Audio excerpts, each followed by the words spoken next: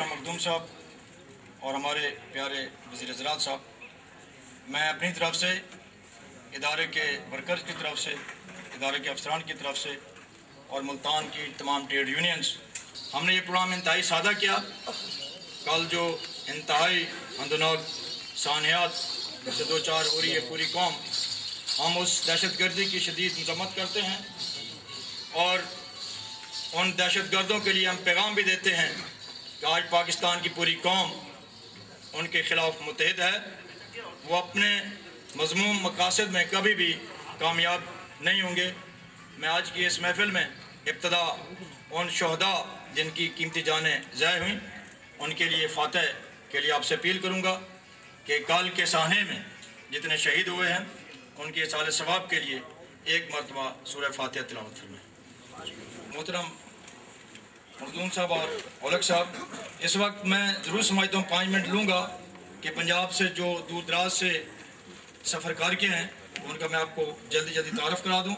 جناب محمد غوری صاحب، board education کی پوری ٹیم، ان کے عہدیداران ملک نثار صاحب اور چودھری زاہد محمود کی قیادت میں، واسا غازی یونین جناب اقبال گھمن صاحب، ہدایت اللہ خان صاحب، MDA CBA یونین کے رائے حنیف صاحب اور ان کی پوری ٹیم، اریگیشن سے جناب مظفر بخاری صاحب، ملک محمد اسلم صاحب، اسی طرح ہمارے جو ریلوے سے سعید ساجد اوان صاحب، شاہد لودھی صاحب اور قاضی منور صاحب تشریف لائے ہیں۔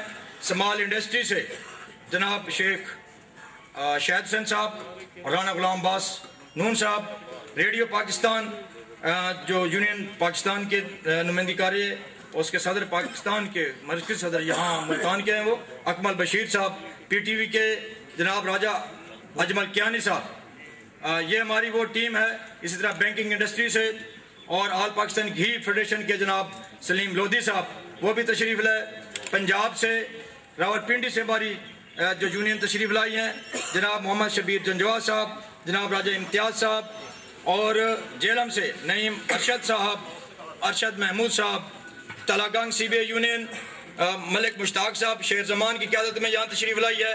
چکوال سے ہماری جو یونین ہے وہ، اور وزیر زراعت محترم صاحب، تھوڑا سا میں جائزہ بتاؤں گا اپنے یونین کے بارے میں کہ یہ کب قائم ہوئی اور آج 25 سال اس نے کیسے گزارے، تاکہ آپ کو پتہ نہ چاہیے میں بھی ایک سیاسی کارکن ہوں، اسی حوالے سے میری ٹریننگ ہوئی ہے۔